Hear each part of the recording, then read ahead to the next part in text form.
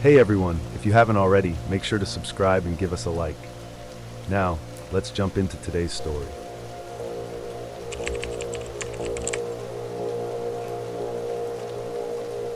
It started with a baby monitor.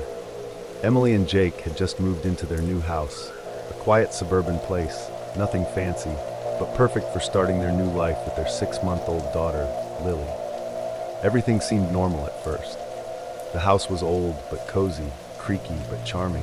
Then one night, Emily woke up to static coming from the baby monitor. She groggily reached for it, assuming it had lost signal. But as she adjusted the volume, she heard something underneath the static. A voice, a low, raspy whisper. "Hush, little baby, don't say a word." Emily froze. The nursery camera was grainy, but she could see Lily in her crib, fast asleep. Then, movement. In the corner of the room, just outside the camera's reach, something shifted. Emily's stomach twisted. "Jake," she whispered, shaking her husband awake. "There's someone in Lily's room." Jake bolted upright. They ran down the hall, burst through the nursery door, but it was empty. Lily slept peacefully, undisturbed.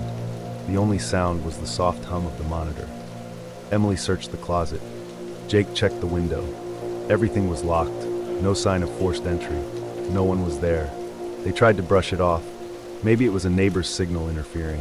Maybe it was just the baby monitor acting up. But the next night, it happened again. This time, the whispering came through clearer, a slow, rhythmic murmur. "Mommy doesn't hear me. Daddy doesn't see me."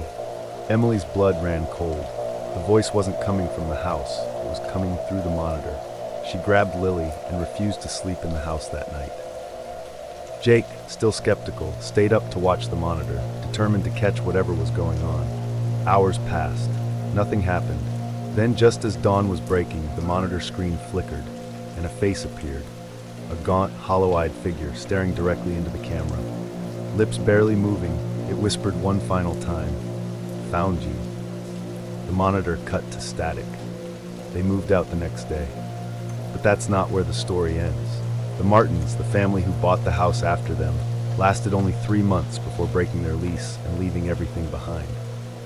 Their reason? They had a baby, another little girl, and they started hearing whispers through the monitor. It started the same way, static, then humming, then words they couldn't quite make out. But this time, something changed. One night, Mrs. Martin woke up to the sound of her daughter crying. She groggily reached for the monitor to check on her. The screen showed the crib, the nightlight casting a soft glow. But her daughter wasn't alone. A shadowed figure stood over the crib, its head cocked at an unnatural angle. Panicked, she bolted to the nursery, screaming for her husband. When they burst through the door, the room was empty, except for their baby, wailing in terror. The closet door, which had been shut tight, was now cracked open.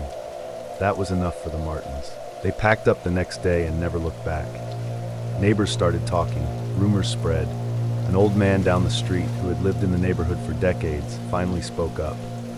"Years ago," he said, "a woman lived in that house, a single mother. She had a little boy. But one day he vanished. The police searched, but there were no signs of a break-in. No clues, nothing. The mother swore she had put him to bed that night, kissed his forehead, tucked him in tight. But by morning, his crib was empty. She never moved out, never stopped looking for him. She told anyone who would listen that her son was still in the house, that she could hear him crying at night, whispering through the walls. But no one believed her. Not until she was found in the nursery one night, sitting in the rocking chair, cradling something invisible in her arms. She had been dead for days. To this day, no one stays in that house for long. The baby monitor always finds a way to turn itself on. The whispers always start again. And sooner or later, the voice always asks the same thing. "Mommy, why won't you tuck me in?" And with that chilling question hanging in the air, we close today's story. If you found yourself shivering in the dark or double-checking your baby monitor, you're not alone. Remember, sometimes the scariest stories are the ones that linger after the lights go out.